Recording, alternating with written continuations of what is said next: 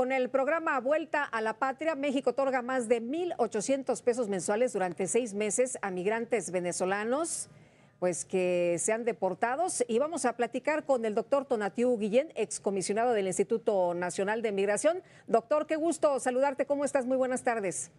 ¿Qué tal, Lupita? Un gran gusto, muchas gracias. Doctor, ¿cómo ves esta decisión del gobierno mexicano? Tenemos un problema muy grave de migrantes del país, siguen llegando y esto soluciona la situación que tenemos, que estamos enfrentando en estos momentos. Se habla de los venezolanos, pero también se dijo en la Cancillería que se estará pues también revisando la situación de otros inmigrantes de otros países. Sí, hay una intención de entrada, diríamos que es buena, de atender y de responder de otra manera al flujo migrante a través de este estímulo económico, pero francamente, por la escala de lo que estamos hablando de poblaciones en movimiento y por las razones por las que las poblaciones se mueven, va a terminar en solo un intento simbólico. O sea, materialmente no hay manera de sostener ¿Por qué? un número amplio.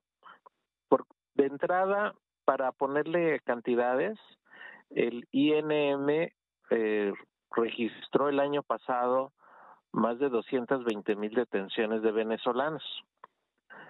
Con 220,000 por $100 por 6 meses, no hay manera de controlar. O sea, económicamente es completamente insostenible.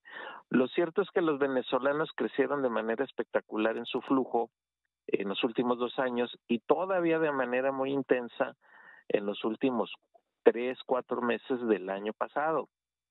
Hubo meses en donde el flujo venezolano era prácticamente el doble que el hondureño o que el guatemalteco, solo para que nos demos una idea de su escala.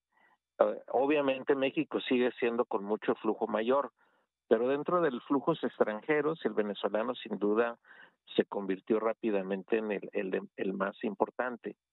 Y el otro escenario que hay que poner ahí en la mesa es que ese flujo termina en la frontera con Estados Unidos, es parte de las poblaciones también grandes que arriban a la frontera sur de ese país, y Estados Unidos tiene un gran desafío porque muchos de ellos pues son titulares de refugio, demandan refugio, tienen esa posibilidad desde el punto de vista de sus necesidades, pero hay otros que quisiera Estados Unidos retornar a Venezuela y no puede.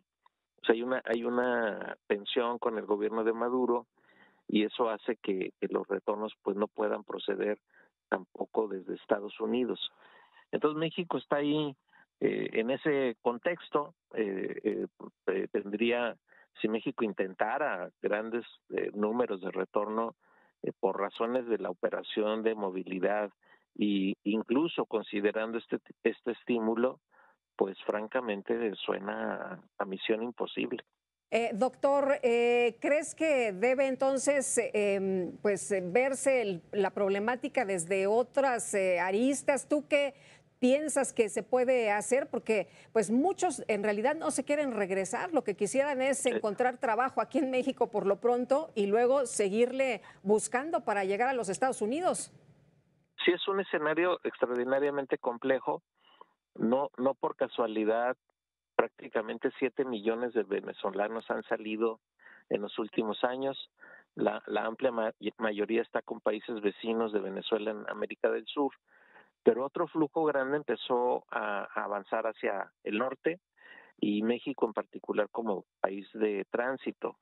Entonces no hay una solución simple, hay que atender las razones de la movilidad en esa escala y pasan por rectificaciones políticas muy importantes que en la coyuntura se ve muy difícil que ocurran en Venezuela.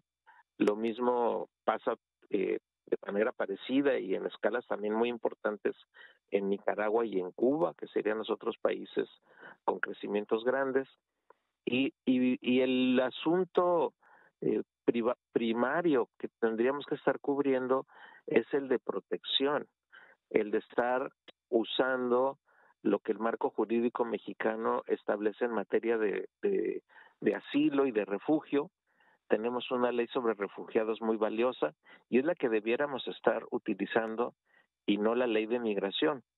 Entonces, simplemente ese giro permitiría un respiro a las personas que están en México con este perfil de refugio, terminaría con el hostigamiento a lo que están sometidos y francamente aliviaríamos mucho de la tensión humanitaria.